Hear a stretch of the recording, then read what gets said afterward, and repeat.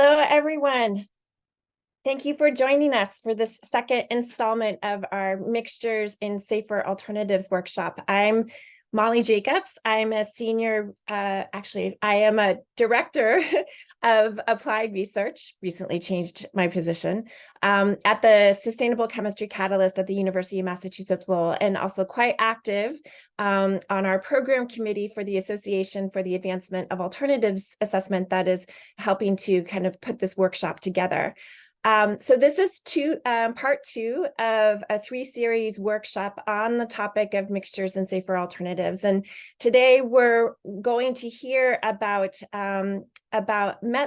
methodologies that have been established for looking at mixtures and asking ourselves, what can we learn about these approaches, and can we start transferring them to the decision context of alternatives assessment and informed substitution. So the premise of today's workshop, and in fact this entire series, is to really evolve our practices for alternatives assessment for formulated chemical products. Alternatives assessment is a process for identifying and comparing and selecting safer alternatives to chemicals of concern on the basis of their hazards, as well as their performance and economic visibility. And this approach has emerged over the years as one to really support both regulatory as well as product design decisions, to minimize, the term regrettable substitutes, by ensuring that the hazards and potential trade-offs are fully considered alongside issues of performance and cost. But when these methodologies were developed, such as those that have been outlined by the National Academies in the report from 2014, we were really focusing on the chemical of concern in a given product that needed substitution. So thinking what alternative can provide that function in that product, and can it be both safer and feasible? But rarely we see this issue of drop-in substitutes, right? These are formulated products that often require entire reformulation in order to accommodate a substitute. So the question is really, is the product safer? Not just is the chemical of concern safer? And so last 2 weeks ago, we had our first workshop that really dug into this question of what are current practices to evaluate the hazard of formulated products. And I'll go into a brief summary of what we learned about that. So we know we have practices to support this, but thinking in general that there's so much to learn given the decades of research on mixtures, and how can we evolve this for our practice in alternatives assessment itself. And so again, there's much to learn, and we're interested to ask ourselves, how can we evolve given all that's been learned? What are new and emerging best practices to support the informed substitution context? And so I want to extend a deep appreciation to not just but the planning committee for this workshop series, both from the Association for the Advancement of Alternatives Assessment, as well as our colleagues at the National Institute for Environmental Health Sciences, I should say not a for, within the Division of Translational Toxicology and its Safer Alternatives program. So we've been working together over the last year, having really robust conversations that help to put together some of the questions and the opportunities that we wanted to explore with you all today.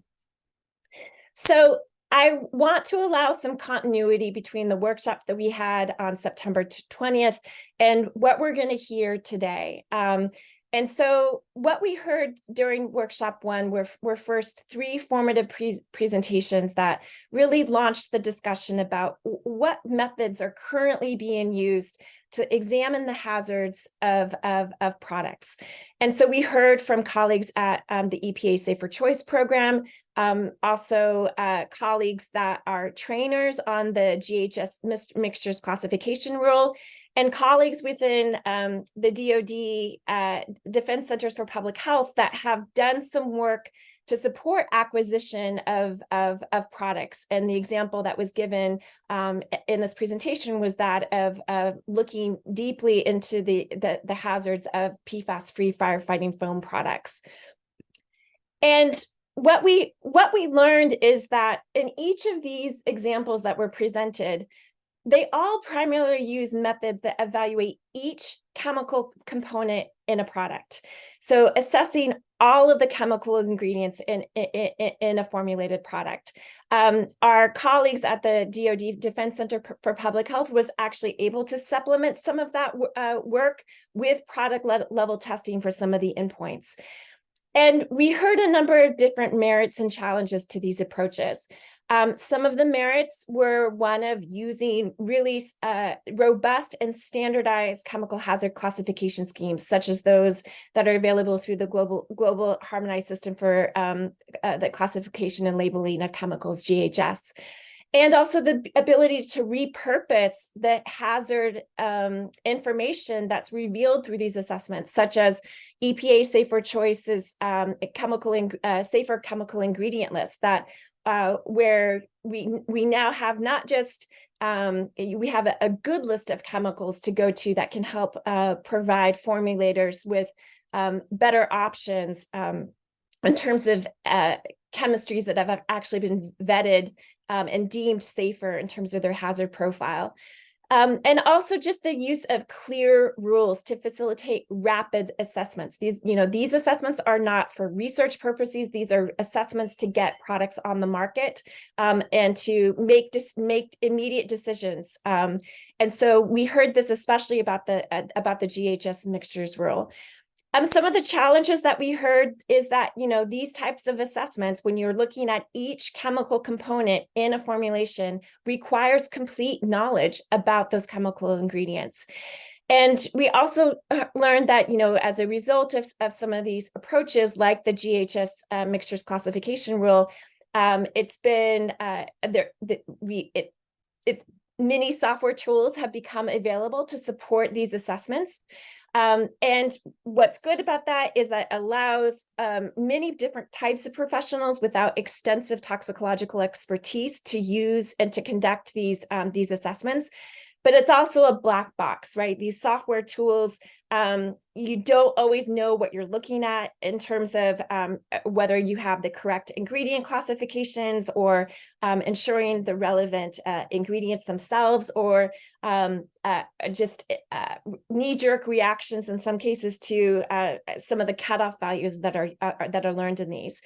We also heard some questions about some of the inherent approaches to the GHS mixtures rule in terms of its use of additive versus threshold approaches. And many times the thresholds that are used for carcinogens, and I guess they're now being used in the EU for endocrine disrupting agents, are being called into question. And lastly, one of the challenges that we learned, especially from our colleagues at the Department of Defense, is that when you're using a range of information from SDSs to tox values from the literature to in vitro testing, data is constantly evolving, and the question becomes the best way to harmonize and integrate these types of data into the assessment. And so a couple things that we also heard during the discussion, our second hour featured discussion among all participants. And some of the highlights I think that we learned during that discussion are revealing in terms of some of our current practices. And one of which is just this fundamental challenge related to ingredient disclosure.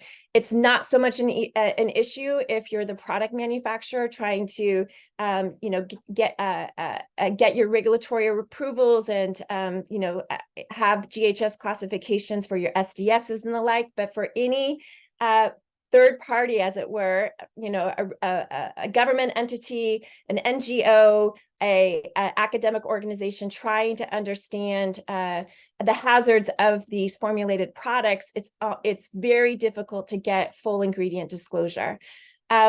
And that the benefits of these ingredient level approaches is that it's not just considering the hazard at the product phase itself, at the use phase. When we look at these hazards, it allows us to look at and think about the full life cycle of the use of these chemistries, from manufacturing and use, but also disposal. And the front end and the back end, we need to make, to keep elevated, because these are the places where we see the most concerns for environmental justice impacts. We also heard just the reflection of, okay, this is what's good and also challenging with regard to our current practice. But mixtures are challenging, and we need to anticipate unexpected effects. And I think we're going to hear a little bit more about that today. And there were a couple questions that emerged in the discussion that I want to be able to keep on our radar, all of our radar today, as we hear the discussions for today. So to what extent is product level testing even desirable, and for what inputs? And also, what are the possible in vitro methods to be using given this waning environment for animal testing? And lastly, it just goes back to, I think, the premise of this whole workshop, where if the ultimate objective is one of safer products, are we missing this focus with our current methods for alternatives assessment if we continue to simply focus on the substitution of a specific hazard of chemicals of concerns in a product versus really taking on this whole product as the main question? And so with that, I'm going to transition us now over to this workshop. So today's workshop 2, is really about harnessing and learning from the decades of research on mixtures and asking ourselves, within these aligned fields, what can we start to think about transferring over to the evaluation of alternatives in a substitution context? And again, we want to discuss continued needs and opportunities for integrating these methodologies, for questions about the assessment of formulated chemical mixture. So your input is going to be needed. And our third workshop is actually going to be in person at the International Symposium on Alternatives Assessment on October 25th.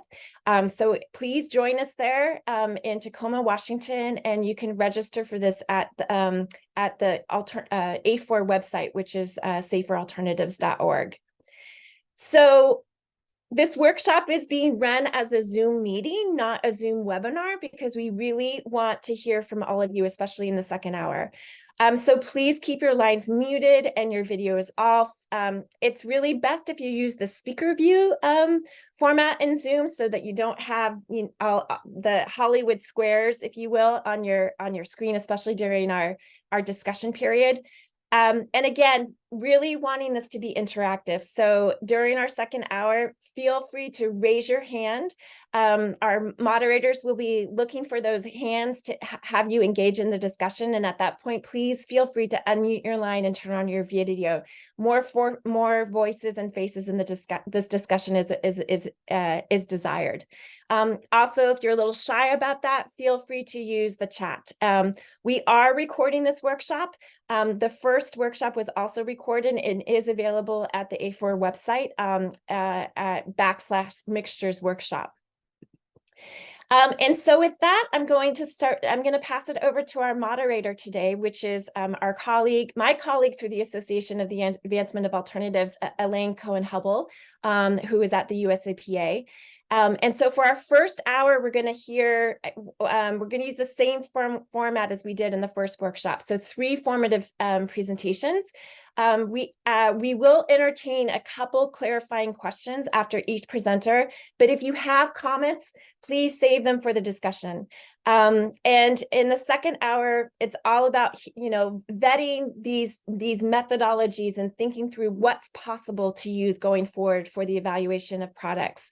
And our colleague, Kathy Rudisill, will also help facilitate that discussion, eyeing comments and questions that are coming through the chat. And so with that, Elaine, I'm going to pass it over to you.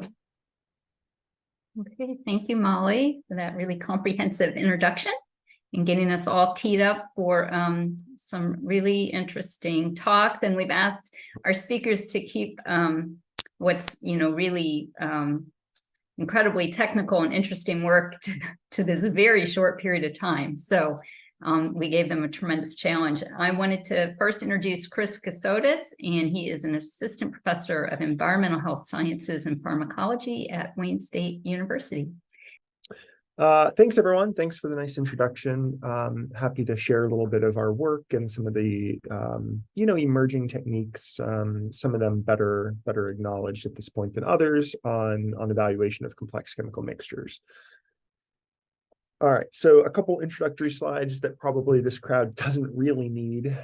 So just as a reminder, right, humans are exposed to hundreds or up to tens of thousands of chemicals, starting in early development and then chronically throughout their lives.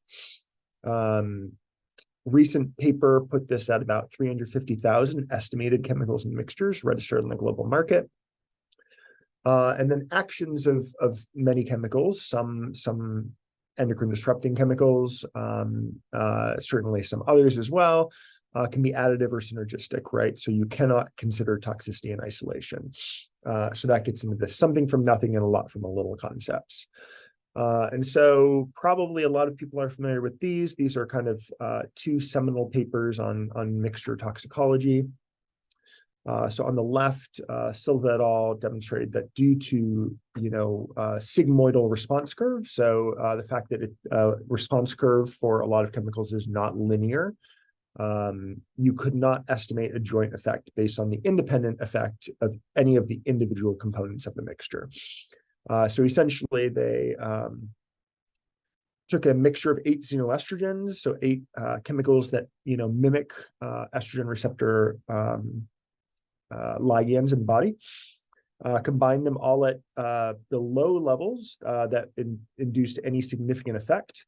And then you can see in the black bar, when combined, they have a very profound effect in this model, right? So something from nothing.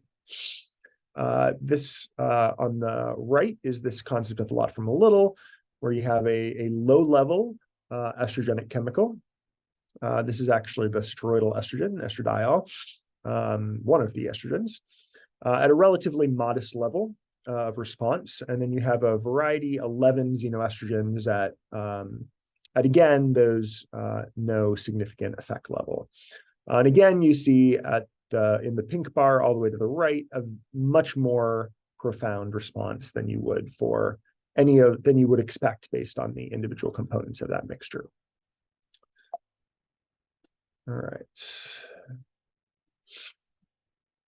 All right, so my lab studies endocrine disrupting chemicals. So they're defined as any chemical or mixture of chemicals in the environment that interferes with any aspect of hormone action.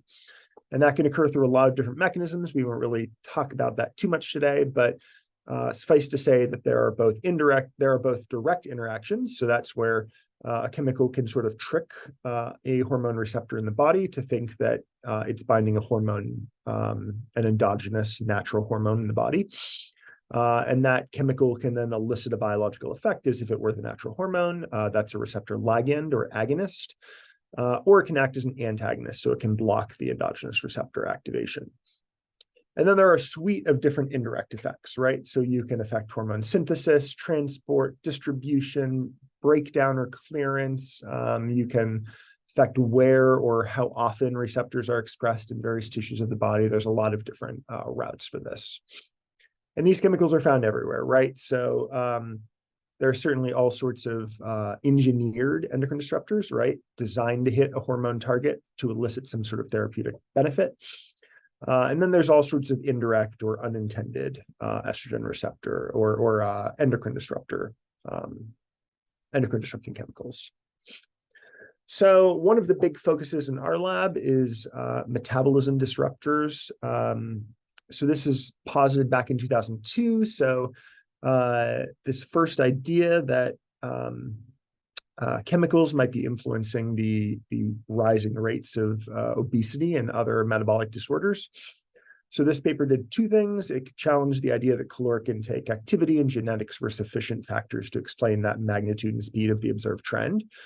So of course, happening much too fast for this to be due to genetics.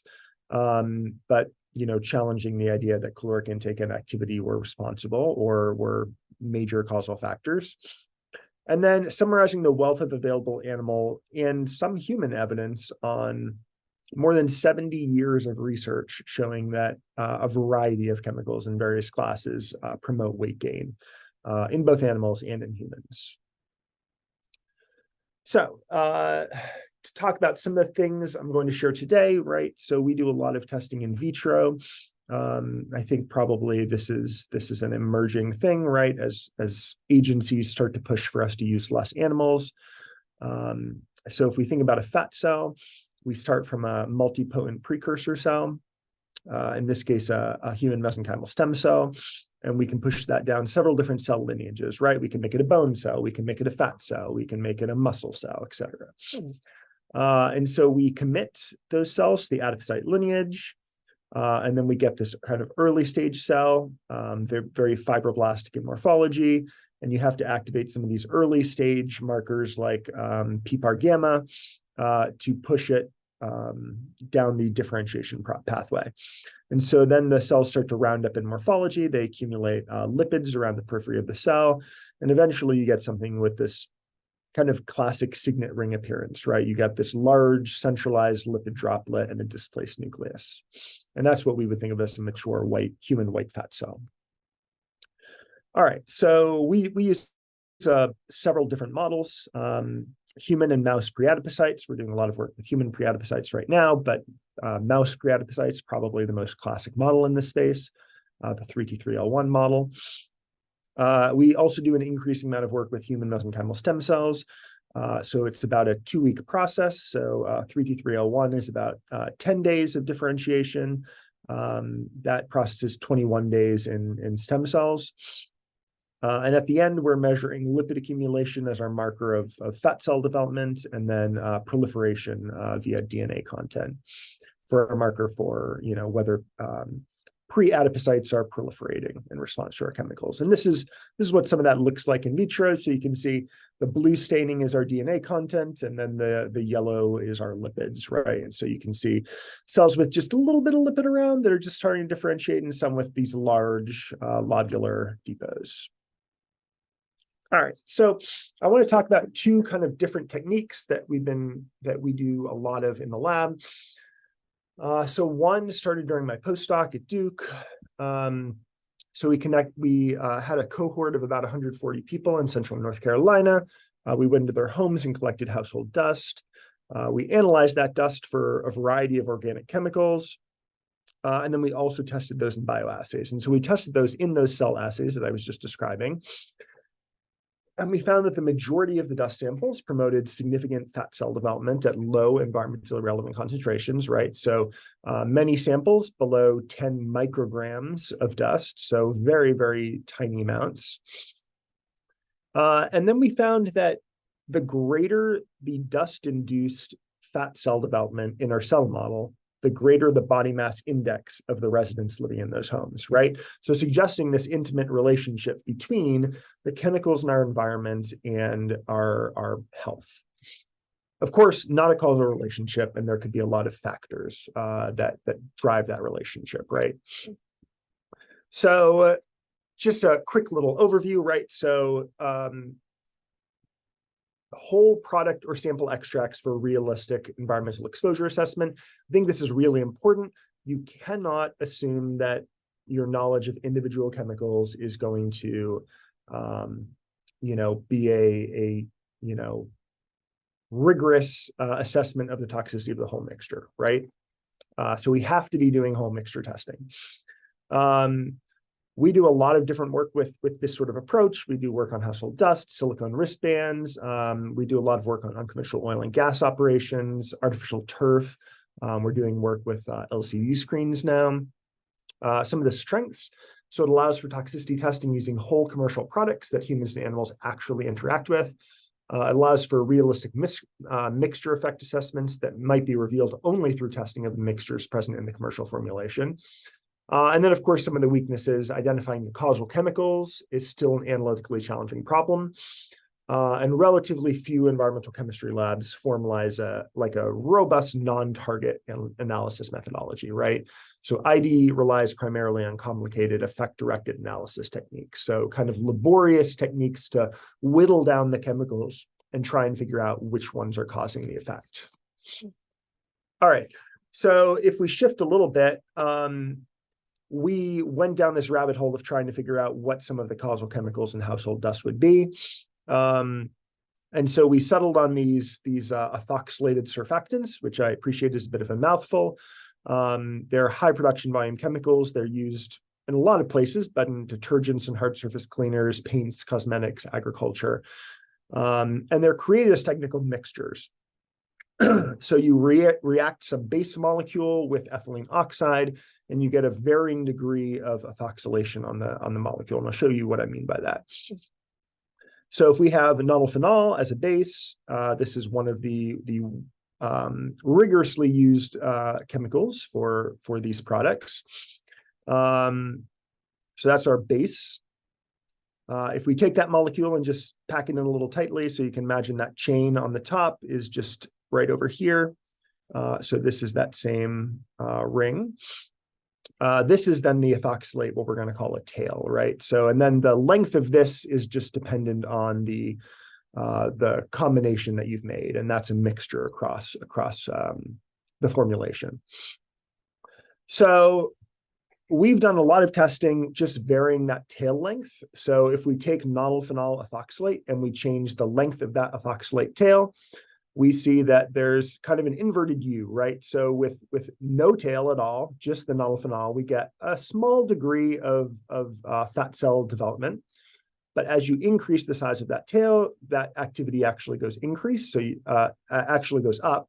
So you get more fat cell development, differentiation. And then you reach some point where that's no longer beneficial and you get a tail here, right? So you start to come down. So by the time you get to a tail length of about 20 units, you're at about equivalent activity to where you started with no tail at all. All right, we've seen this now in a couple different classes. So there are these purported lower toxicity alcohol ethoxylates that are now being increasingly used in a lot of consumer products. And we've shown pretty consistent effects for these relative to the chemicals they were intended to replace. And then work that we did with Heather Stapleton's group showed another set of these chemicals in anti-fog products. And we showed really remarkably high effects on fat cell development for these chemicals as well. So these ethoxylated surfactants are a problem, it seems like, regardless of what base molecule they are comprised of. And so the last thing I want to talk just briefly about, recognizing where I'm at with time, is zebrafish as a metabolic health model. So this is a growing use model. The molecular mechanisms underlying adipose depot development are highly conserved across all vertebrates, but certainly between zebrafish and humans. Things like energy storage functions and morphology of adipose, the genes associated with adipocyte differentiation, lipolysis, endocrine function, all of these things are highly conserved. And despite the fact that with mammals, you can't really get good high resolution internal imagery without some technical challenges. This is very easy to do in zebrafish, and I'll show you a couple of pictures. So just to show you a little bit of this data, so these are these ethoxylated surfactants that we were just talking about. We expose our zebrafish from 1 day post-fertilization through 6, so kind of that window before fat cells start to arrive in the zebrafish. And then at 6 days, we look at energy expenditure, we look at activity, and then we age them out to 30 days where we do our kind of standard morphometrics. So we do standard length, we do gross body weight, and we do our fluorescent imaging to quantify and assess adipose throughout the fish. So this is showing you nonylphenol ethoxylates on standard length. So we see no impacts on standard length for this set of chemicals. So it's not affecting the gross development of these animals. And you're seeing increasing of that tail length going left to right. But we do see that these kind of medium chain length ones, the ones that had the greatest effect in our cell models, promote increased weight in these animals as well. And then we can also quantify the total lipid. And we see those same animals have increased adipose relative to the control animals. And then these are our positive controls over here. These are the alcohol ethoxylates, the kind of presumed lower toxicity replacement products. And we again see increased adipose in both the base, which is the cetyl alcohol, and some of our low to medium chain length ethoxylates. And then I appreciate this is quite complicated, but this is just showing you relative increases in different depots of adipose throughout the fish. And so you can see that we see quite a lot of visceral depots lighting up as increased in our treatment exposed fish relative to controls, suggesting that this is certainly, while it still increases some subcutaneous depot development, it's primarily accumulating extra adipose in visceral depots, which are certainly associated with worse metabolic health outcomes. All right. So I'm going to kind of move past my second little example in the interest of time and just summarize a little bit and say, we've got a lot of lab projects that use zebrafish. We do a lot of work on complex organic and inorganic mixtures, unconventional oil and gas, turf, LCD screens, and these surfactants that I mentioned. Some of the strengths: we have a really fast generation time, transparent early development, rapid development. We can test, 50 or more exposure groups in a single exposure round. Something that is not remotely feasible to do with rodent models, right? It allows for testing of all individual components and their mixture contemporaneously, right? So you're not over time gradually chipping away at the 12 chemicals in a mixture and then testing the mixture. And there could be batch effects, right? So there could be things going on when you test your mixture that weren't going on for the individual chemicals. So here we can do everything at the same time. And it's really just the easiest vertebrate model to work with in the research setting. Some of the weaknesses, maybe some disagreement there, but we'll see. Some of the weaknesses, there are some differences in zebrafish and human development and in metabolic health to be aware of, certainly. Those things can generally be worked around, but should be considered. And route of exposure is a concern, right? So immersion exposures are most typical in zebrafish, and that's obviously a bit different than general human exposures. Wrapping things up, I want to just highlight environmental mixtures are super complex, right? Constituent chemical interactions still not well understood. More than 80% of mixture research still focuses on very simple mixtures of similar chemical type, and that just doesn't reflect reality. And so we need to increase the complexity, even if it makes us a little nervous. In mixtures of realistic co-occurring chemicals, we often see greatly enhanced responses for combinations, for these complex combinations of organics and or inorganics. The majority of our outcomes exhibit non-monotonic dose responses, right? So it's important to test comprehensive dose response ranges and not assume that an effect that we see at a high dose will be representative of a low dose. And then again, critically important to assess the realistic whole products for mixture testing. The last thing I'll say is just zebrafish represents an extremely useful tool for comprehensive exploration of health outcomes with clear translational utility, right? So there's a suite of metabolic health assays and endpoints with clear human health translation. So I'll kind of stop there. There's a lot of people that we work with and a lot of people in our lab group that I'm very thankful for all the hard work they do. And then I have a little zebrafish here where you can see all the varying adipose depots throughout the fish. So there's 34 distinct depots, both subcutaneous and visceral. So I'll stop there. Thanks. Thank you, Chris. That was a ton of information. Really, really well done. Are there clarifying questions right now for Chris? I don't know that I can see. Does anybody, how would I see that, Molly? I in the chat. Yeah, and it's if you pull up the participant list, There we go. yeah, and I'm not seeing any hands myself. Okay, terrific. I think it was extremely clear presentation. Okay, so what I want to do now, thank you, Chris. We definitely want you to hold tight for the discussion, is introduce Stephen Ferguson. Stephen's a investigator with the NIEHS and in the laboratory that Molly indicated. So working in the alternatives, looking a little bit, some of the things they do in their translational lab is look at alternatives assessment. So Stephen, I'll let you go ahead and share your slides.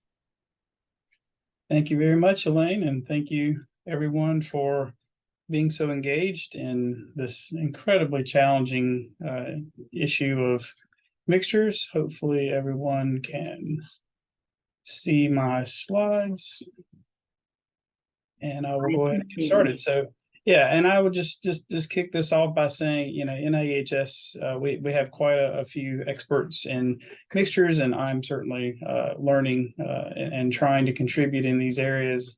Today, I'm going to talk to you about a project that we started a few years back to try to contextualize the hazard and try to create some translational understanding for decision making with PFAS-containing aqueous film-forming foams and just PFAS in general.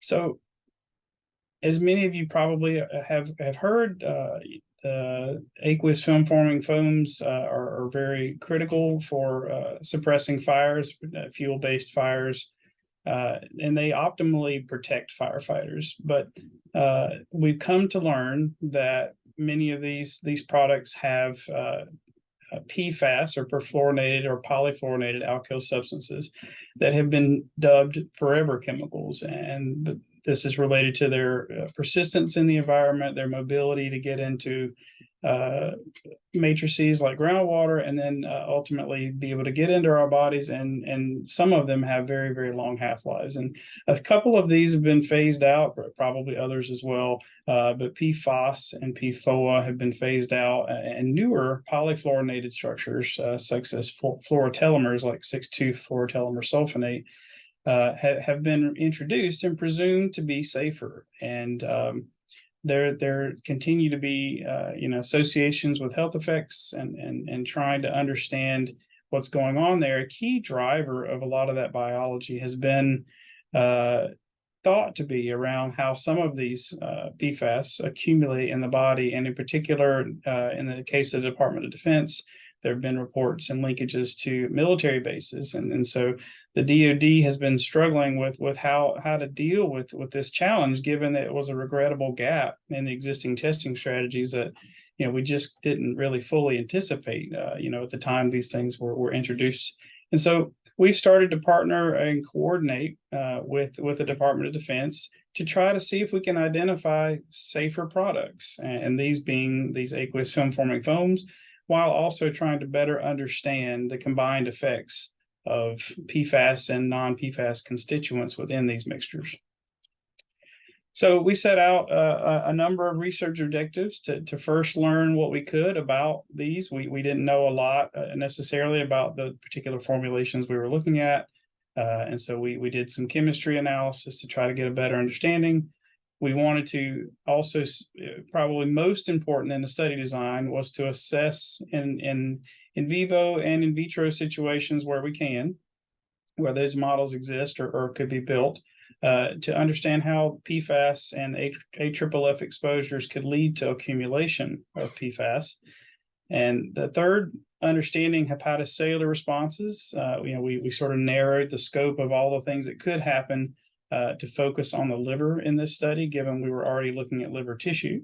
And then finally, to try to take all that information and advance our understanding of the toxicity of AFFF and PFAS, and then shape that into something we could actually make decisions on for safer product selection.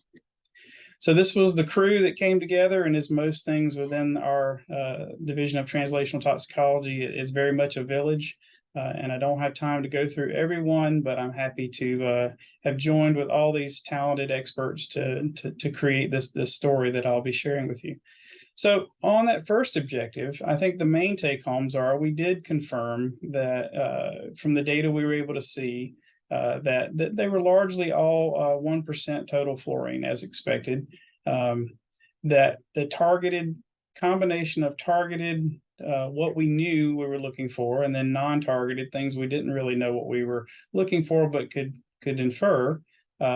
We're sort of saying the same things, and we were able to look at those data streams and essentially be able to say that for 2 of the 5 foams that we looked at, these product mixtures that were actually qualified for military use, that we had a good understanding, or a reasonably good understanding, of what was in the product itself, not what was going on in the body yet, but just the product itself. But for 3 of them, we had a much less clear understanding of comprehensively what was in them, and our vantage point, we didn't have a full set of comprehensive constituents, and so, but based on that information, we were able to have some path forward with what was going on in these, and there's a lot more to tell here, but I don't have time to go into it.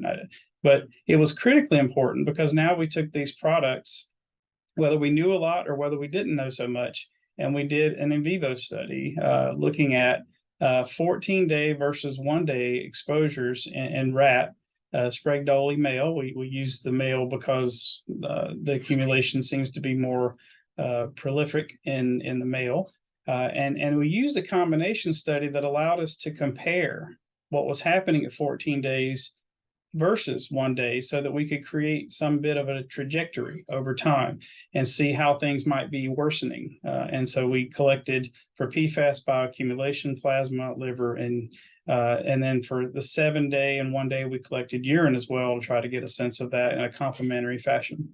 And then we looked at doses of 0.03, 0.3, and 1%. We were sort of maximally stopped at 1%, even though these formulations are used at 3% typically, because we simply were limited in the high dose, and we didn't want to cause any kind of foaming to the animals, and the animals were actually totally fine through the whole study. And then in terms of duration of exposure, that 14-day versus 1-day design using established NTP and vivo testing protocols for looking at body weight, food consumption, clinical observations, organ weights, hematology, clinical chemistry, serum thyroid hormones, and then also we added on hepatic gene expression using quantitative RT-PCR. So all of those data streams together were used in the in vivo study. And the most important take home that we saw from the study was that these fluorotelomeres, in fact, were accumulating in response to AFFF exposures in the animals over 14 days. 4 of the 5 products had detectable 6,2-fluorotelomere sulfonate in the formulation itself, and extensively accumulated over this 14-day period in both liver and plasma. One of the formulations, as you can infer from this, didn't have any 6,2-FTS, and yet still had massive amounts in the liver and the plasma. So what this suggests is that there's something else going on here, and it has been claimed that PFAS, like 6,2-FTS, based on available data, do not accumulate. But we in fact, with a whole mixture exposure, don't see that. We actually see extensive amounts of this, even when it wasn't in the product itself. And this could be related to the fact that many of these fluorotelomere sulfonates that we can see, and these were the 5 that we quantified, actually have a backbone that resembles this sort of post-cursor ion, if you will. And so taking all that into account, we're not 100% sure if this is a true accumulation or a convergence of multiple components within these mixtures, but nonetheless, the outcome is the same. You have a very concerning amount of this in the liver over just a 14-day exposure. And so may or may not be safer than the legacy PFAS. Also, it's important to note that not all PFAS accumulated. So 6,2-FTNO, for example, really wasn't very abundant in the liver or the plasma, but was in robust levels in the urine. And so it's very likely this guy is being metabolized. There's some evidence for that. and being converted maybe in part to the 6,2-fluorotelomyl sulfonate. And then finally, if you look across all the different constituents that we looked at, there was no single pattern. So each chemical, even though they're in this class that we've created, is going to have a potential different journey for accumulation of these things. And so all that taken into account sort of starts to paint a picture that we might need better systems to avoid this kind of thing in the future.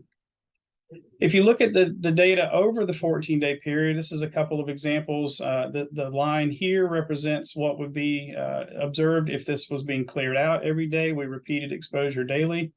And if a chemical like FTSAB was not accumulating, it would be closer to the 1X line. Whereas if it was accumulating, like we saw with 6,2-FTS, it's closer to the 14X line. And so I think those are critically, sort of way to capture more globally what's going on. And it didn't matter which product it was in, these constituents seem to be causing a similar effect across products. And what was more interesting, I think, is that overall there was linear trends in this. And so that starts to give a little bit more credence to starting to extrapolate some of these into estimating maybe a time to bioactive concentration. We also looked briefly, and we're doing ongoing work right now on this to try to understand if computational models that exist for bioconcentration factor might actually help us distinguish, even though they don't typically reach the thresholds that bioactive or bioaccumulative molecules do.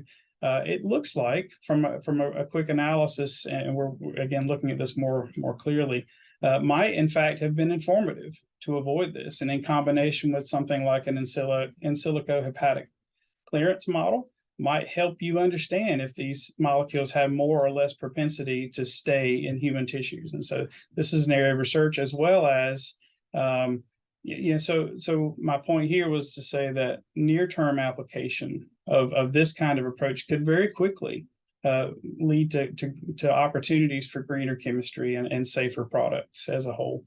And we're also developing in vitro models that can, for human or rodent-based systems, be able to complement this kind of work and allow us to screen for not only individual constituents, but product formulations as well. So overall, in the in vivo study, and I'm summarizing it just in one slide, we dosed at levels that at a 14-day exposure led to no clear histopathology in liver, kidney, thymus, thyroid, spleen, or the GI tract. There were no organ weight changes. There were some changes in triglyceride and hormone levels for thyroid with one of the products. And the gene expression changes that we saw in vivo certainly supported that. Overall, liver gene expression was modest, which means we were not quite at bioactive concentrations yet, but we were getting close. And the changes that we were seeing were consistent with what we know about PFAS and other studies. And then finally, analysis of the different biological matrices using both targeted and non-targeted analysis allowed us to understand some of the space of PFAS accumulation, but without an ability to do total fluorine, we acknowledged that there were likely some issues in our coverage of all the different fluorinated species that could have been active there. And so this is definitely a technological gap that needs to be addressed. For the last bit of the presentation, I want to talk about the in vitro screening component of this study, where we looked at 30 test substances, and those 5 military qualified AFFF that we looked at in the in vivo study, as well as a pool of all 5, and a mixture of these that reflected just the PFAS component of one of them.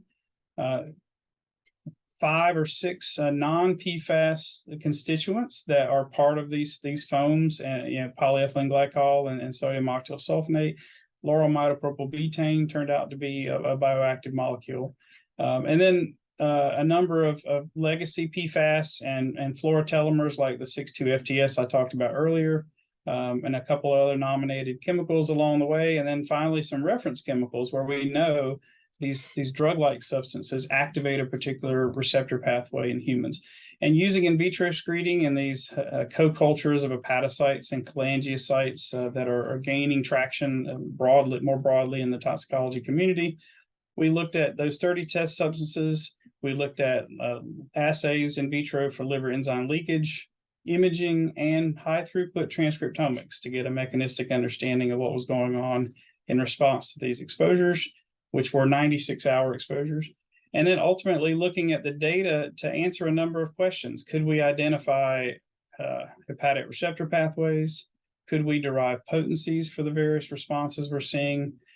Could we predict liver weight changes in the animals? Could we estimate liver injury potential across all these different drugs and those potencies? And then could we establish some framework for biological response similarity? So I can't go into a ton of this, but the manuscript that we've been working on this is nearing submission. And I'll just make a few statements. First of all, the potency data were derived from all those different data streams. And what generally occurred was that AFFF exposures led to gene and pathway level responses that were similar to many PFAS that we studied here on an individual basis, including the 6,2-fluorotelomere sulfonate.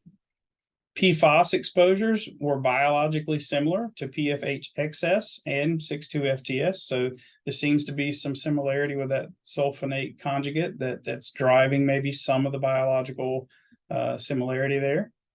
We clearly saw AFFF1, and I have these very small intentionally because it's not so important that you capture everything at this point, but that you just understand that most of the foams clustered together, but one of the foams did cluster a little bit differently, and I think starts to distinguish itself, as well as another foam that was very potent relative to the others. And then overall, what we saw was that the legacy PFAS were biologically active to human hepatocytes in a low to mid micromolar range. And from a one-time environmental exposure, you may not get to those levels, but if a chemical is accumulating, then these would be very achievable over a chronic exposure because of half-lives of decades or years. And finally, perfluorinated sulfonates did appear to activate the CAR pathway a bit more selectively and efficaciously, while the carboxylates seem to be more PPAR alpha type activators. And so all these data will be coming shortly.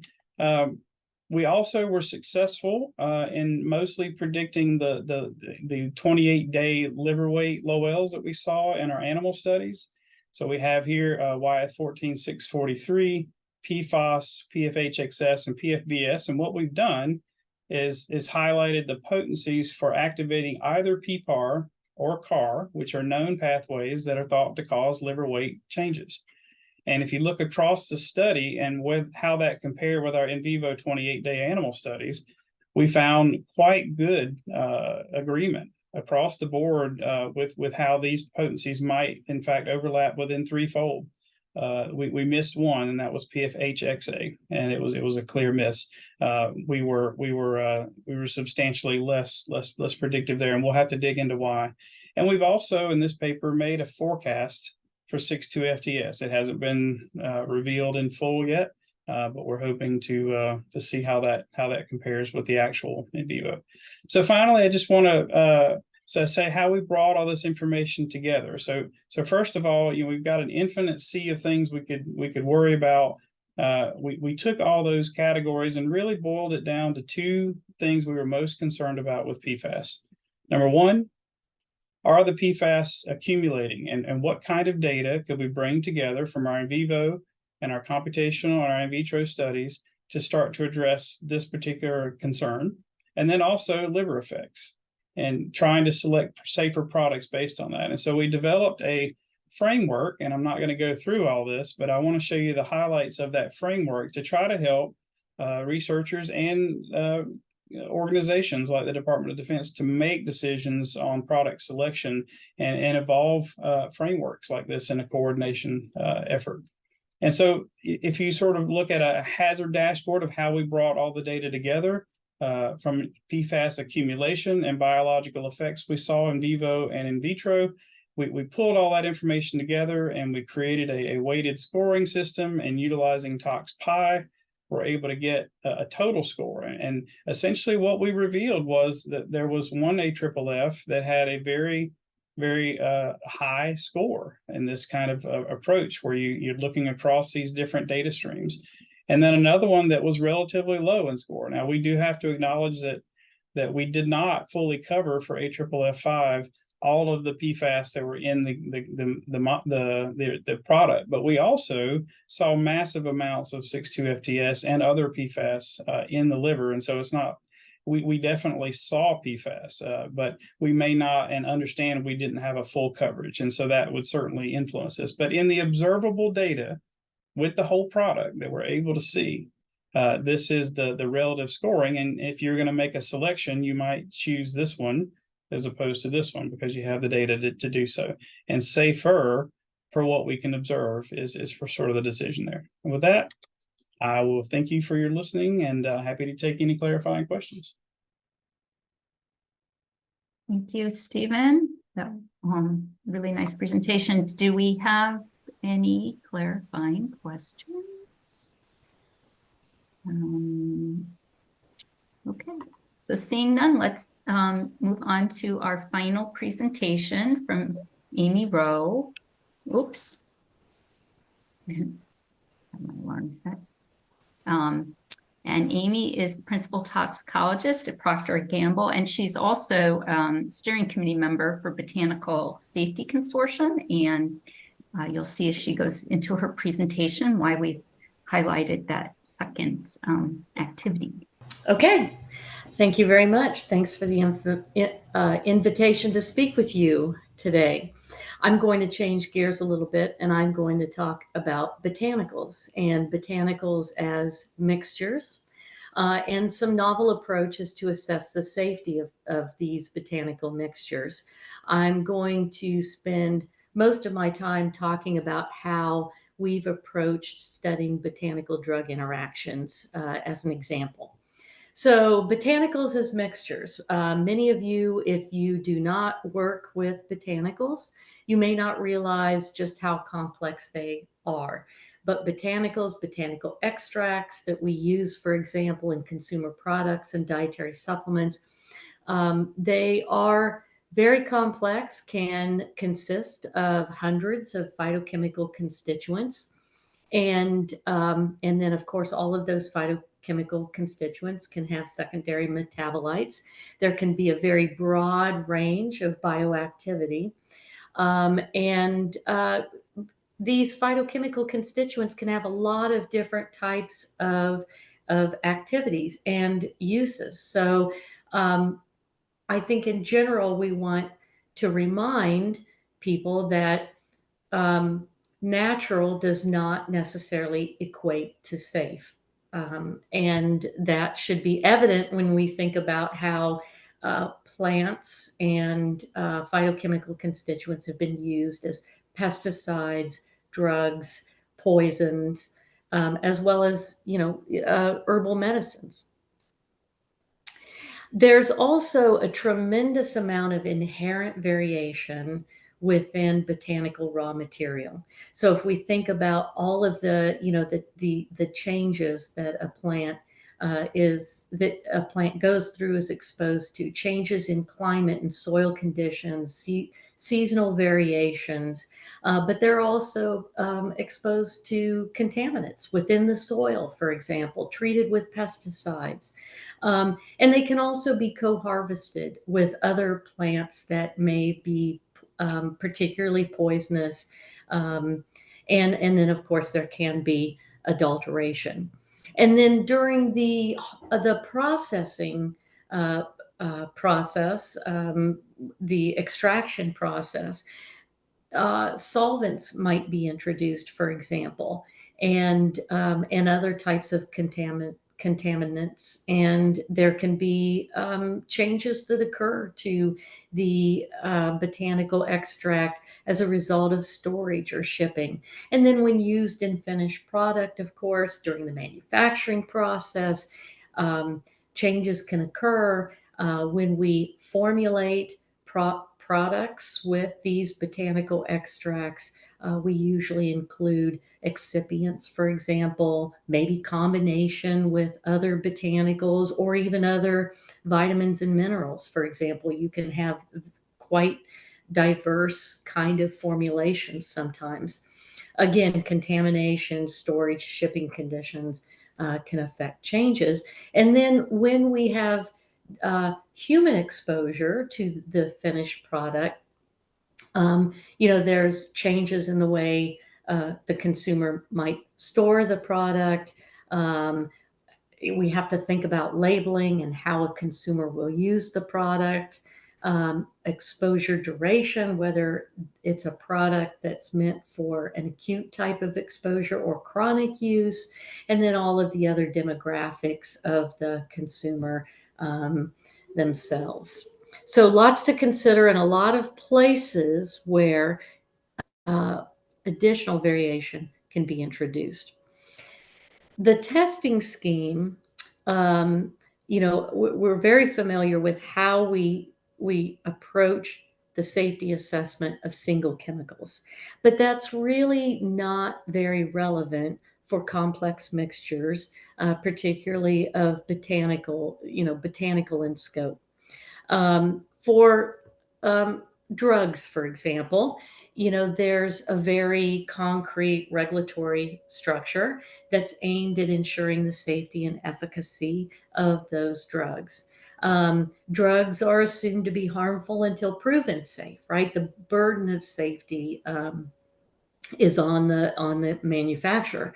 Drug actives are a single chemical. They're simple, high degree of consistency, and biological activity is associated with that drug, that single chemical entity.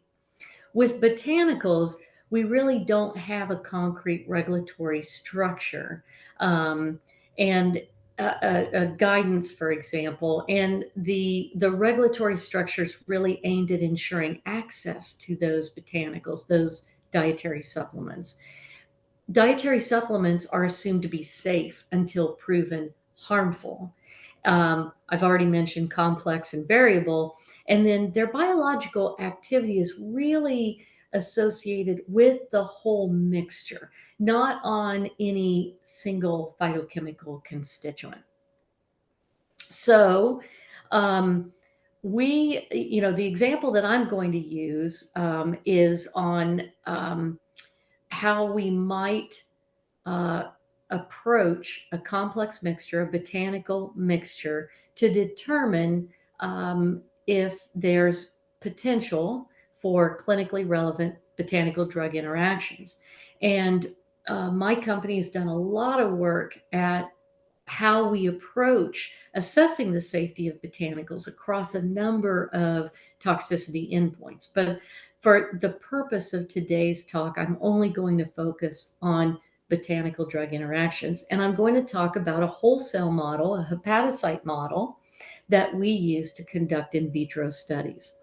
So why are botanical drug interactions worthy of investigation? Well, we know that there are clinically relevant interactions that have been well documented. I'm sure you're all familiar with St. John's wort, grapefruit juice, for example.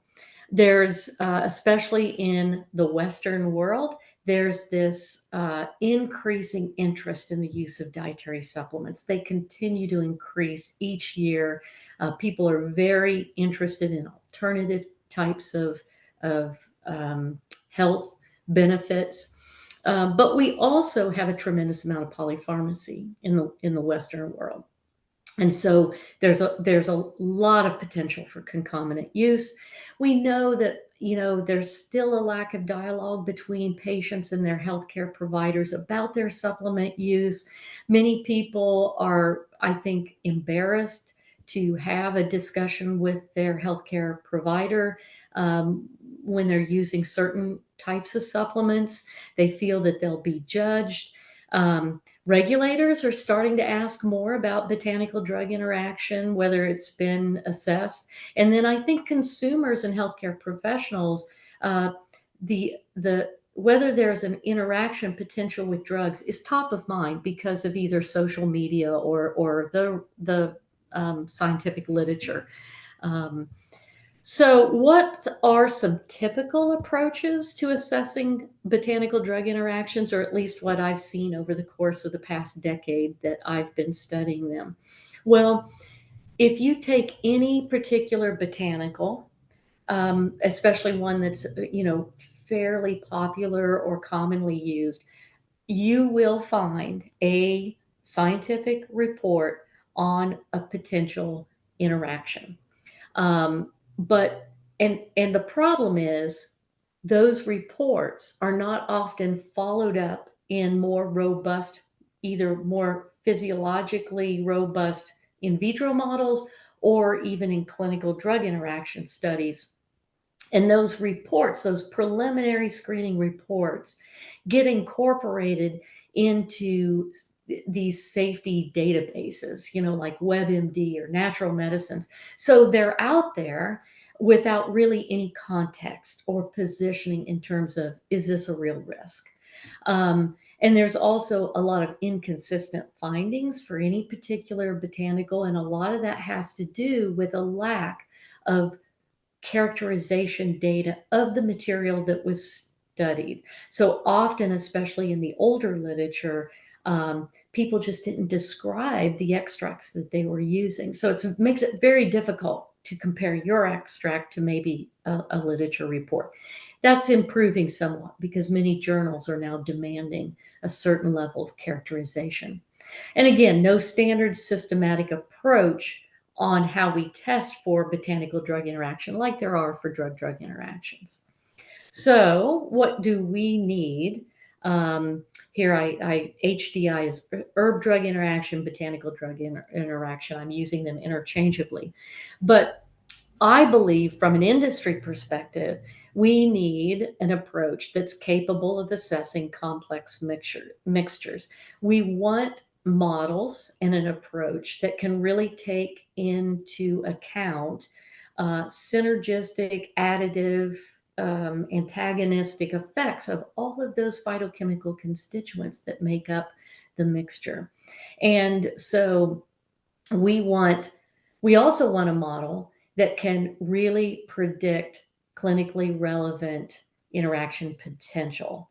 And so I'm going to present an approach that we use to predict hepatic clearance.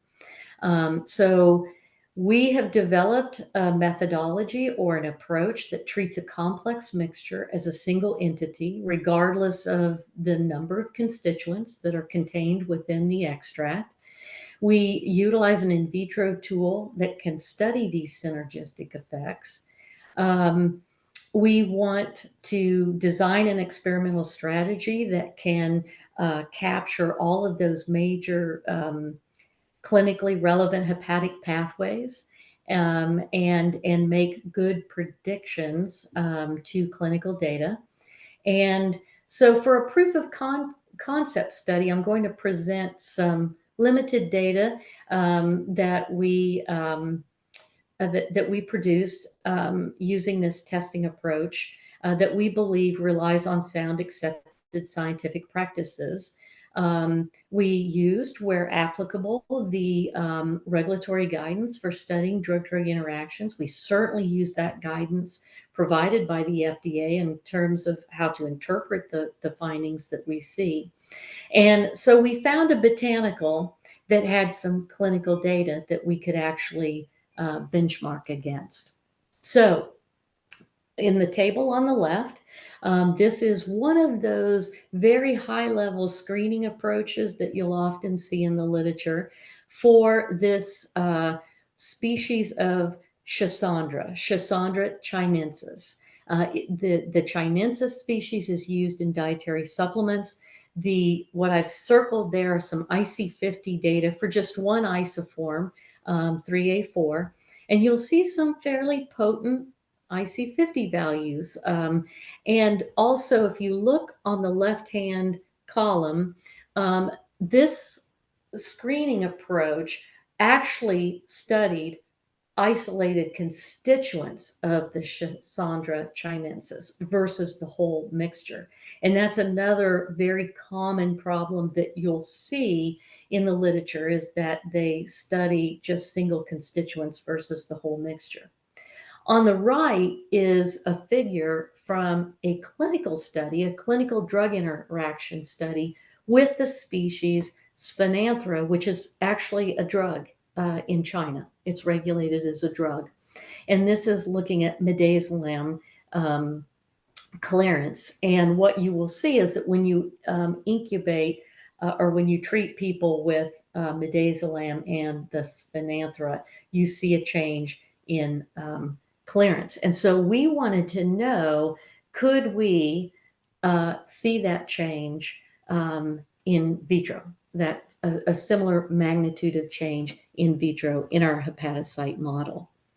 So we did mechanistic studies. We evaluated the inhibition of 3A4 activity by monitoring the primary metabolite of midazolam. And I'm not going to show you those data today, but suffice it to say that we did see some inhibition of 3A4, but not nearly as potent. And then we evaluated induction of P450s by both species using the sandwich cultured human hepatocyte model and monitoring for 3A4 mRNA. And induction is also something that is rarely studied in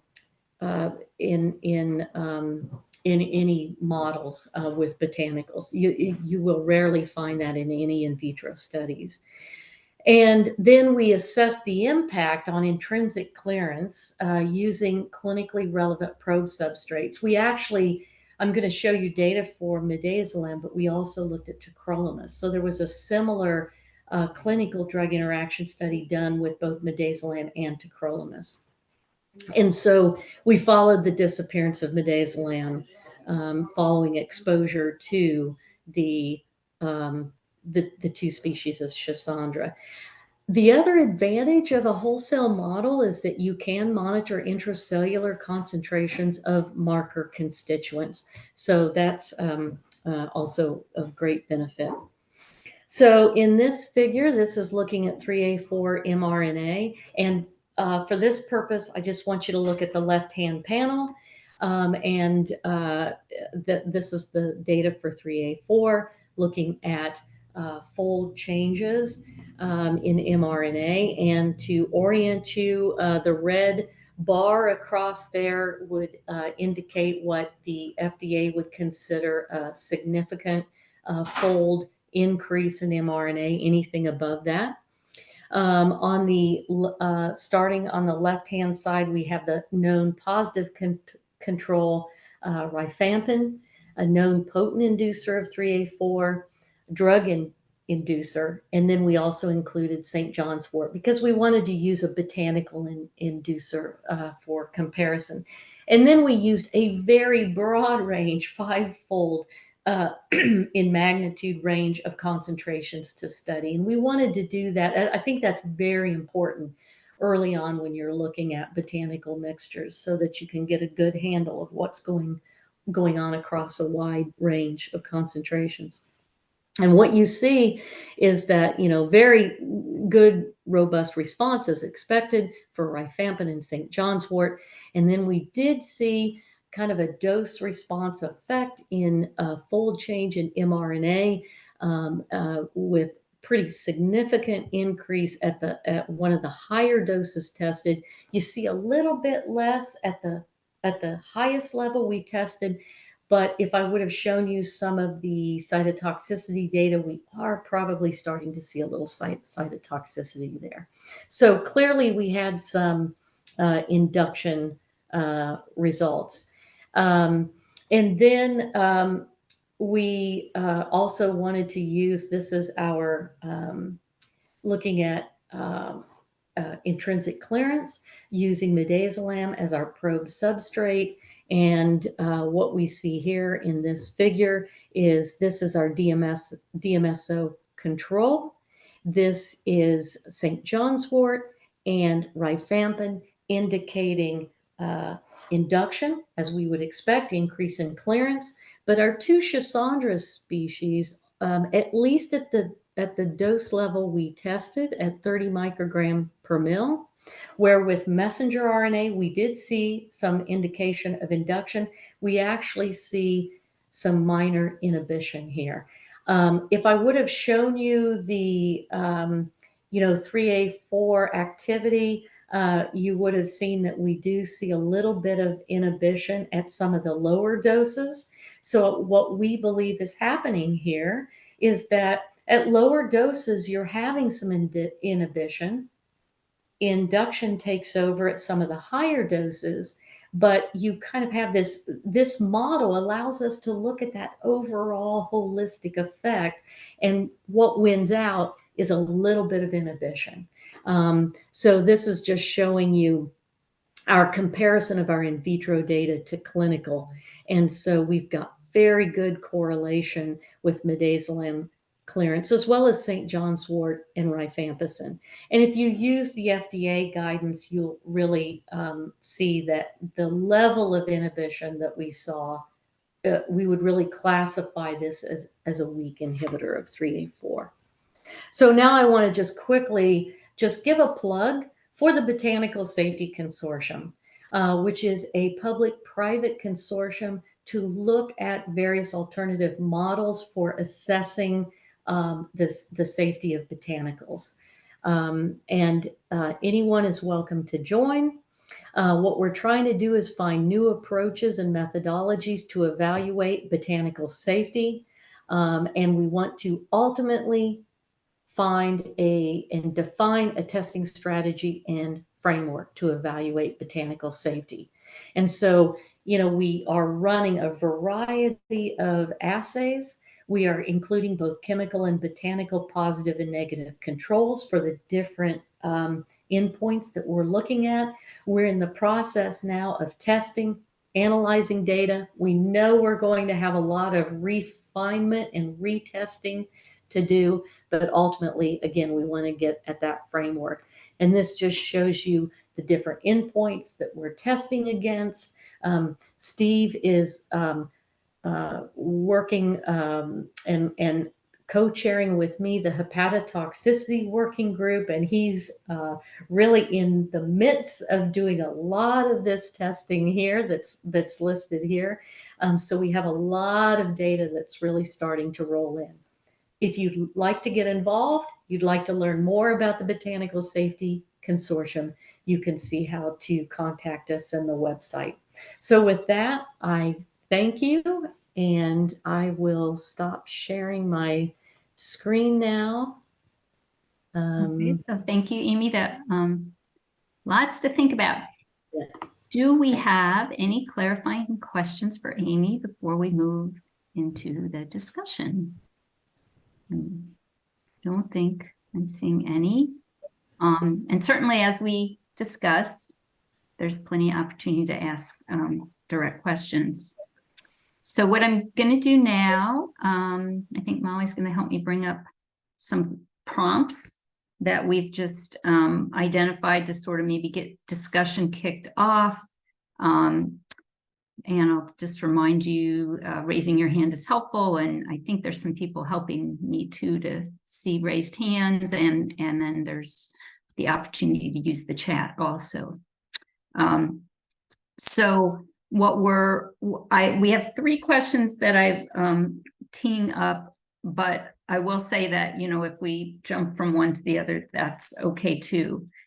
So I might even want to run through all these and then go back to the first. But how we've seen a lot of information about some of the newer methods that are being used in the context of mixtures, and so how can these methods and approaches be used to determine when we need to investigate mixture level effects? Is there a way to flag or prioritize or identify, something that there needs to be a deeper dive, or specifically look at the full mixture's effect?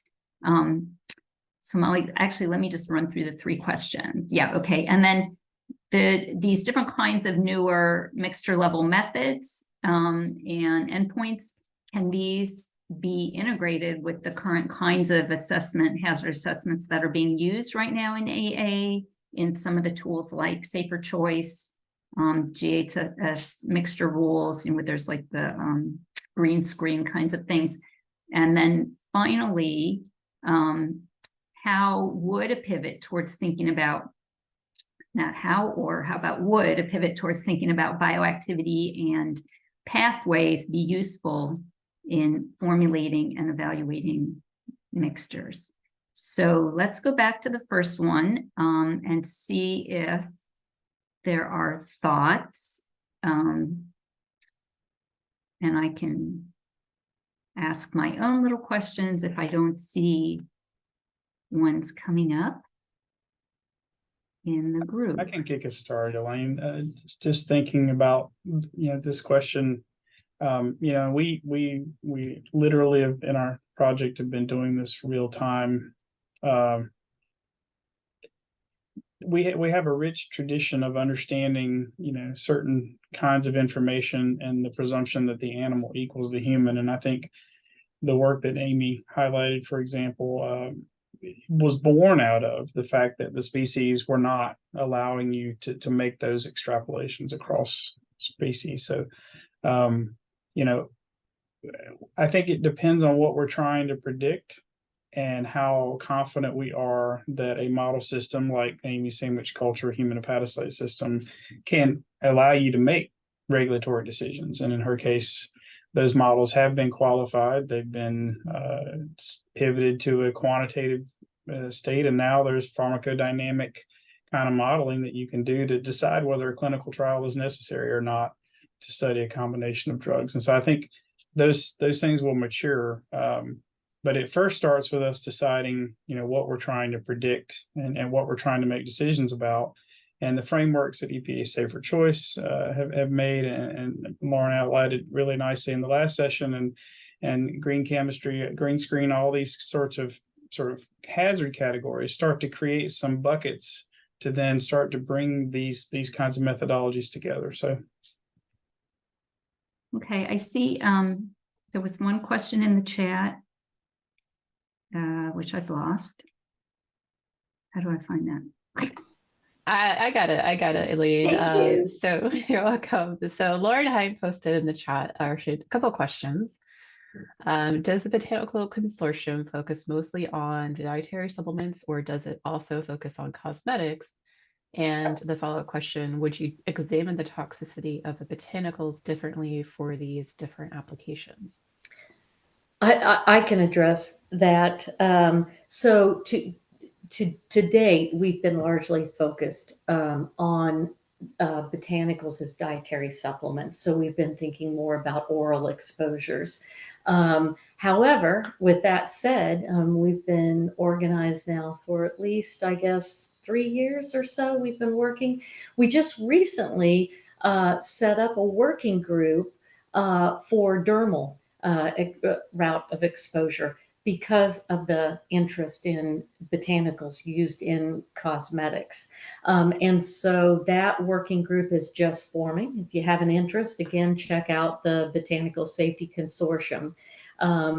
But, I think from an objective safety standpoint, we think of botanicals, similarly, regardless of the route of exposure. But certainly you do need some, different models to better, refine exposure. And that work is just getting started. So I'm glad for the question. And please check out the Botanical Safety Consortium for that working group. Oh, thank you, Amy. Chris, did you also have a comment or a question? Yeah, I just bring this back to the question here. I just wanted to throw out there that I think folks need to get a lot more collaborative. We work a lot in our silos, and we're really good at particular things. I was really excited. Stephen had like a huge slide of all the people working on this project, right? And it's great. We started working on unconventional oil and gas when I was a PhD student, and it's a huge, complex chemical mixture. And, I think it's nice, particularly when you're honing into looking at these complex mixtures for the first time, to go broad, right? Like do exposures in an animal model, and then either dissect organs and send them out to experts, or, share tissues and things like that as widely as you can, right? Because you can't be an expert in every organ system. You can't be an expert in every endpoint. And generally, I've found there's always someone that's interested in whatever chemical that you're working on that can, add to kind of the rigor of what you're doing to assess safety. And I think like a lot of the things that we've found have been, like aren't endpoints that we would have been primed to look at ourselves in our lab, right? And so thinking wide as we're making that move from single chemicals or small chemical mixtures into these big chemical spaces, I think it's really nice to think about ways to collaborate widely across the community. Those are great points, Chris. Just trying to refrain myself from asking some other questions. I see Molly has a hand up. Get to my questions after. Yeah, thanks, Elaine, and great presentations, all three for all three presenters. Yeah, my question is on this topic of prioritization, and I was struck, Chris, when you started your presentation, when you described something from nothing and a lot from a little. Steve, the approach that you took was almost, you knew some of the impacts of PFAS chemicals, and so you wanted to zero in, to those family of outcomes. But I'm just wondering, with regard to this question of prioritization, are we are we predicting what we think is going to be there, or to what Chris is also saying, there might be effects because of these mixtures that aren't predicted necessarily by the individual constituents. So how is there a both and, like a zeroing in on what you might want to expect, but allowing yourself to expect the unexpected? And what does prioritization look like in that way, and with that in mind?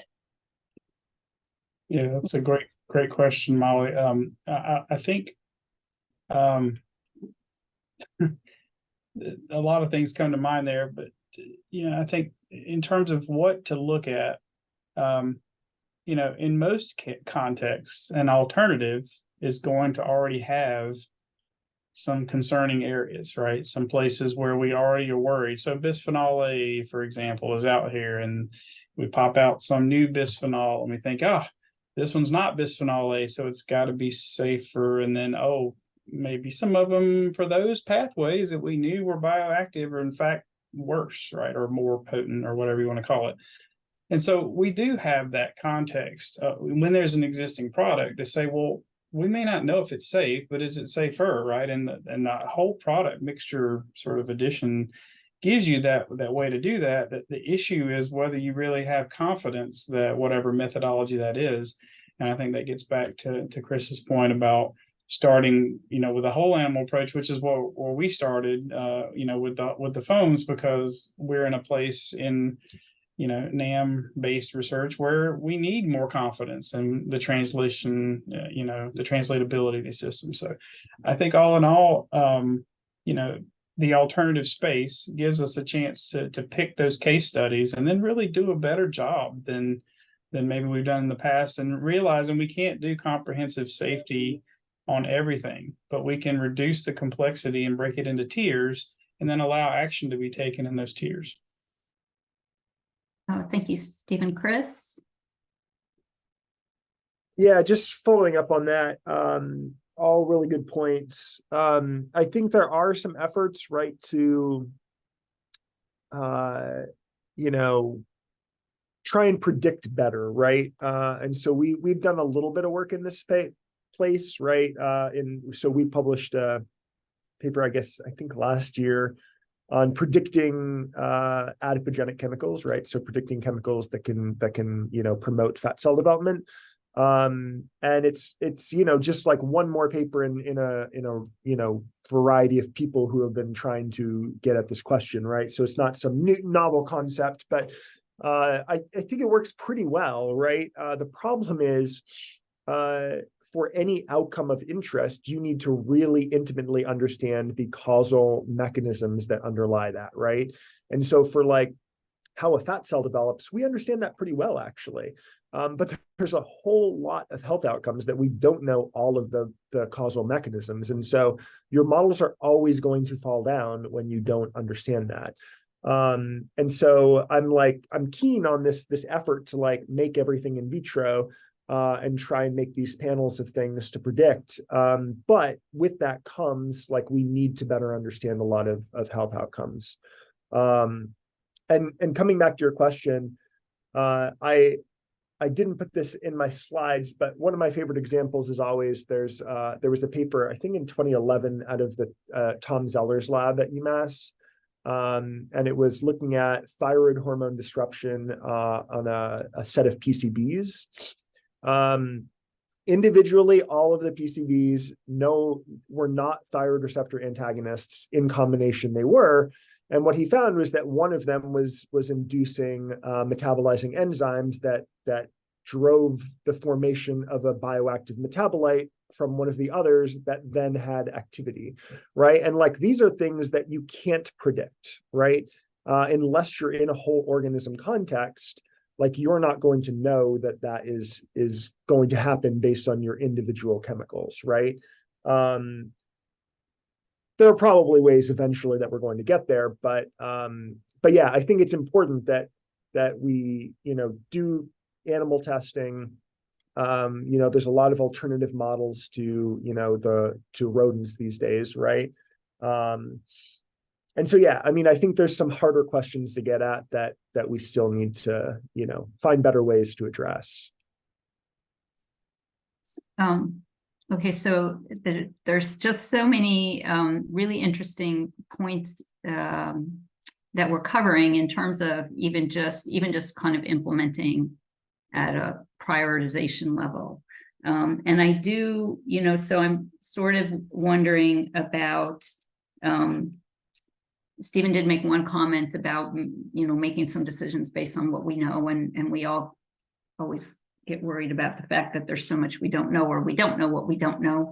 And I saw Amy had a slide too, where she laid out at the end kind of the different endpoints that the consortium's looking at, or trying to, sort of, it looked like put together strategies under these different endpoints. And so those endpoints were the categories of endpoints that we tend to look at with our standard in vivo panel assays, right? And then so you look like you were maybe trying to map on other in vitro or alternative experimental models for those different kind of frank endpoints so that you can maybe get at some of these earlier effects and things. So is that like, do people see that as an approach, is to kind of say, so what are the most critical endpoints, and then start working back on the adverse outcome pathways and filling those things in? Is that something people are working on in the mixtures context? I mean, that's certainly how people are working in the single chemical context. And what is particularly different about doing that in the mixtures context versus single chemical? Does that make sense at all?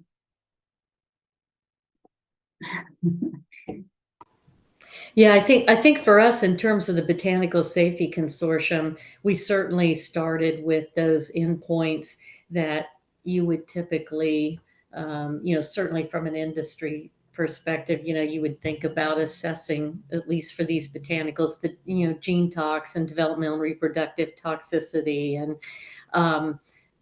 hepatotox, because there's just seems to be a lot of common reports on liver injury seems to be a very common factor with a lot of botanicals and dietary supplements. But then also some of the endpoints that were added quickly on like the cardiotox and CNS tox, were actually suggested by FDA. So they were preferred to add those. They seem to be quite interested in those two. So that's really how we ended up with the endpoints that we chose, the working groups to look at. So I think it's probably pretty similar to single single chemicals. Okay. And then I guess I would want to ask too, in identifying what would be some of these intermediate or more proximate endpoints that should potentially be added or evaluated for mixtures. Is characterization, so several of you talked about characterizing the mixture, right, with NTA or other, other kinds of approaches and stuff. And how does that piece is pretty different, right, than when you're dealing with a single chemical, because you don't know really what you're dealing with. So is that something that has to happen in tandem with with selecting endpoints, and is that part of what would have to happen in sort of identifying when mixture level evaluation is important? I see Stephen's hand. Yeah, to address your first point, Okay. If we're one of the critical pieces, I think, that is lacking in newer approach methods, the very mechanistic sort of focused, is the ability to take, for example, an exposure to a complex mixture and actually have that duration of exposure and convergence of biology needed to progress along more complex, more sort of downstream stages of a disease progression or adverse outcome. And I think some of the newer culture systems that have not only the capacity to model tissues, but begin to manifest recognizable aspects of that disease, whether it be histopathology, staining, or some confocal cell painting version, whether it's surrogates for clinical chemistry that might be those same surrogates, or biomarkers that are earlier or later stages. If we can begin to recognize the progression of effects that aren't just an individual effect, but are now becoming a trajectory through that space, it builds confidence that we can actually make decisions on these kinds of alternative systems. And so maybe we don't have to, if we're looking at a whole product, it's in there, right? If you're worried about liver tox, it's in there. If you're worried about cardiotox, there are pieces of that can be integrated and manifest more complexity. In the end, though, for any of those things to be successful with mixtures, there's one big hurdle, and I'm sure that's part of some later discussion in the session 3 that we'll have in person. But with a lot of these newer approach methods, unlike our animal studies, there could be differences in the internal exposure profiles, and so trying to sort of navigate that in a hazard context seems straightforward and not such a big deal. But in fact, if a poorly absorbed constituent is masking a more long-term health effect that could have manifested if it weren't, incorrectly exposed, then those are things that we'll have to consider as we expand systems. But I don't know if that answers your question, but I think it touches on some of it. Yes, thank you. Molly, do you think we should just move to the next slide? I think a lot of our discussions is against kind of spanning all 3 of the questions, because it's very hard to disentangle pretty much any of this. Elaine, we have another question in the chat. Yes. And this shifting back to Chris's earlier presentation. Lauren is asking again, what are your thoughts on the activity of the polyethoxylated tail of the APEs and the alcohol ethoxylates? This is something I was curious about as well. Have you looked at PEGs? Are there substances that are polyethoxylated, and do you have any ideas of molecular structure and activity that you found? Yeah, so I was actually just starting to type out an answer to this, but I can briefly respond. So yeah, so far we've looked at polyethoxylated alcohols. We've looked at a number of different alcohols. We've looked at polyethoxylated alkyl phenols, so like your nonylphenol or octophenol, and a couple others in that group. And then some fluorinate compounds, some PFAS or PFAS precursors that are polyethoxylated.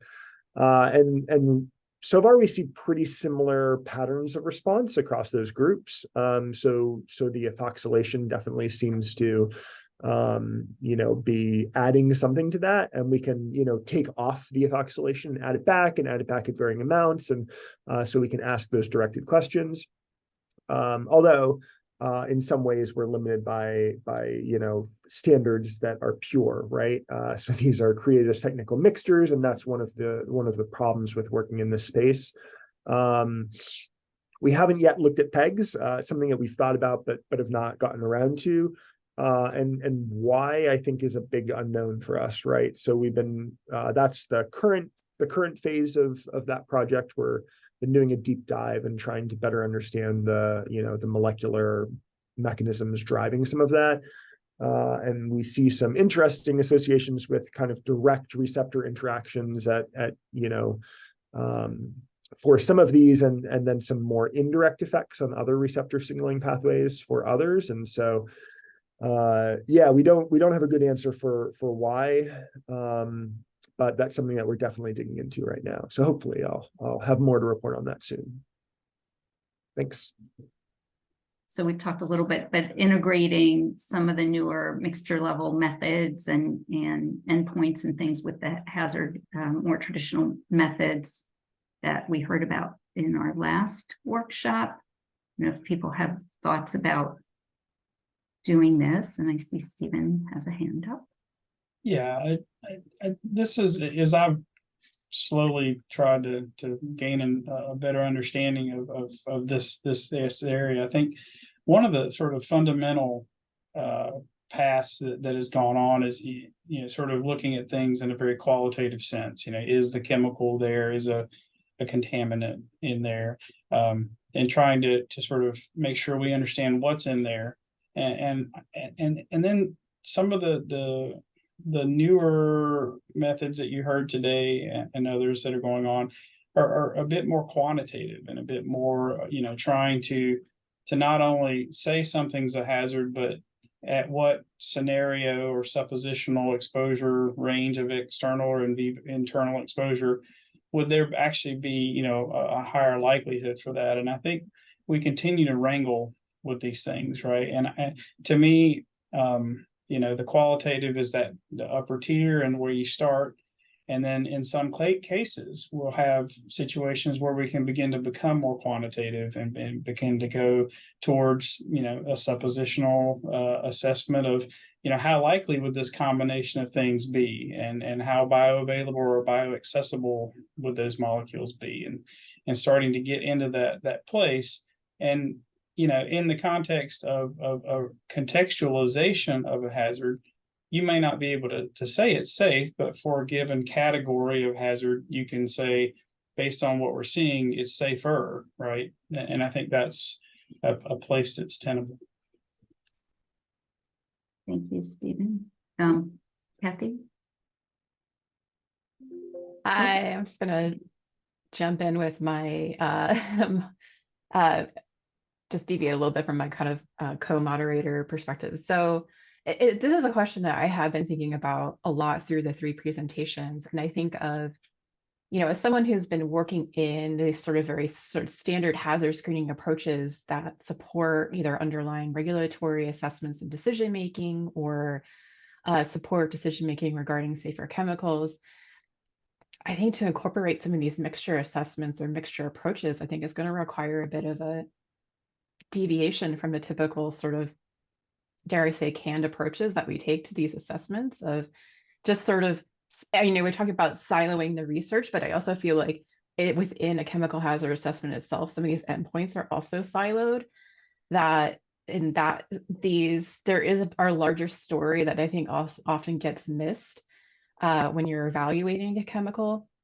So looking at Chris's presentation about it's Stephen's presentation about the bioaccumulation. And, when we look at bioaccumulation of PFAS substances from a typical, again, canned sort of like BCF, BAF approach for a hazard assessment, they don't really look like there's much going on there. But that's because so many of the typical screening methods rely so much on that typical sort of lipid accumulation endpoint.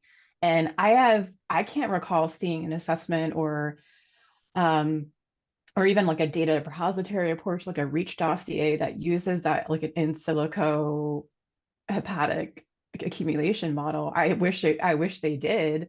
It might open up a can of worms for a lot of substances, as it kind of did with PFAS. Where we're like, oh, by the way, now we know they are accumulating. They're just accumulating a part that people just weren't even really looking.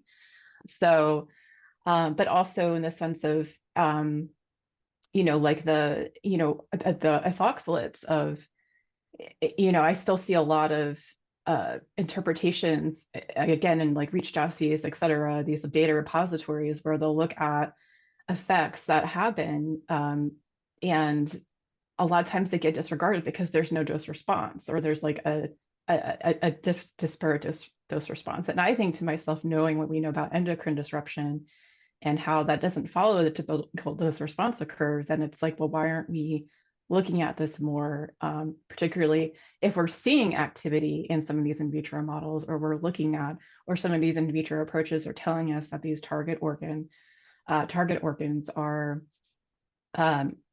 there's activity in these target organs. So I think it's going to change. I have to change a lot of just how we kind of approach these assessments, but I also think it's something that we just kind of have to do, and it's just getting more at that greater issue of, how we just need to figure out how to involve these in vitro models more in these assessments, and kind of break away from just sort of the typical approaches that we have been doing for so long.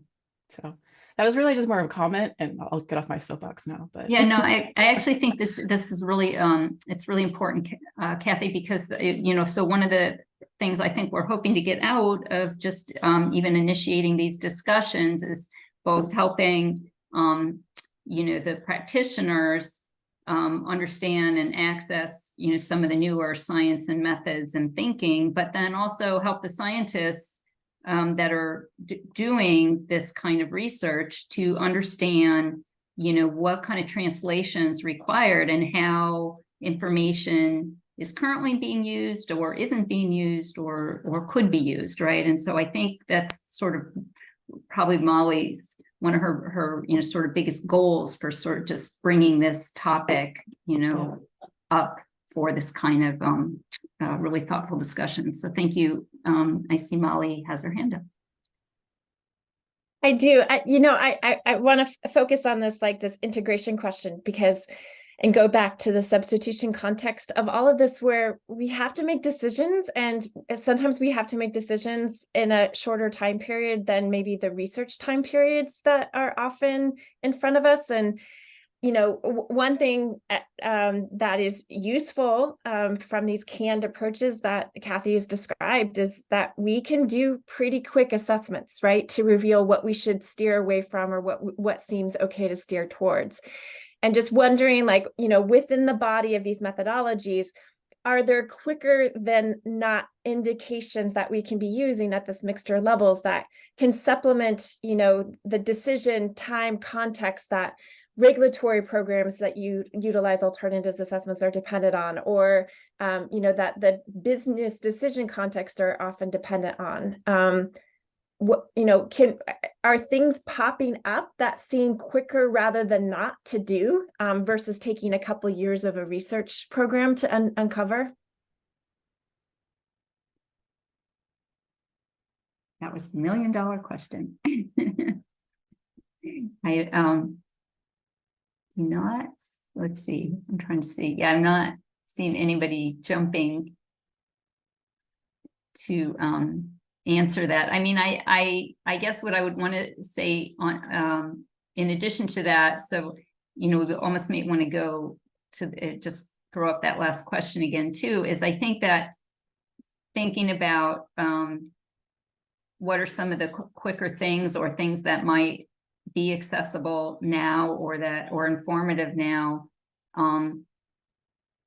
do require, to Kathy's point, a little bit of a pivot in what what is currently in those canned approaches and what isn't, and are there currently data and information, and that can sort of move us toward that, in that direction, as we're working out the more of the complexity. I see Lauren, you have your hand up. Thanks, Elaine. Great job moderating too. Yeah, along this integration challenge, I know at Come Forward, we've really toyed with integrating some of these various screening tools, whether it's impacts on mitochondria or this or that sort of systemic safety effects. And we did a little pilot comparing chemicals for which we have full chemical hazard assessments, like basically strong literature reviews and evaluation by toxicology firms on a suite of endpoints. And there was a perfect lack of correlation between what the screening test said was safe and what the data said was problematic. Say chemicals like triphenyl phosphate were clean, no problem at all. And yet there were, there's all this data showing fish toxicity and that and other things and endocrine activity. And so it seems like all of these screening tests are not really holistic. They're very specific to bioaccumulation in the liver or generation of fat or something like that. And I guess I'm wondering to this point, is the zebrafish embryo as a holistic screen? Is that the way to go, where if you don't see effects there, maybe the chemical's okay? Or are we always going to be seeing contradictory things? Because it was really striking that the chemicals, that some of the PCBs and some of the more problematic things were showing up as fine when you look just at the impact on mitochondria or whatever. So thanks. I welcome any thoughts about that. Thank you, Lauren. Does anybody want to respond first to Lauren or? Yeah, actually, I was going to respond. Okay. It was actually dovetail quite nicely with Great. my comment. So we've run into this situation before where the in vitro models completely failed. Valproic acid was an example in our system. Cyclophosphamide was another where we had a marginal response, but we know clinically there's these major effects going on.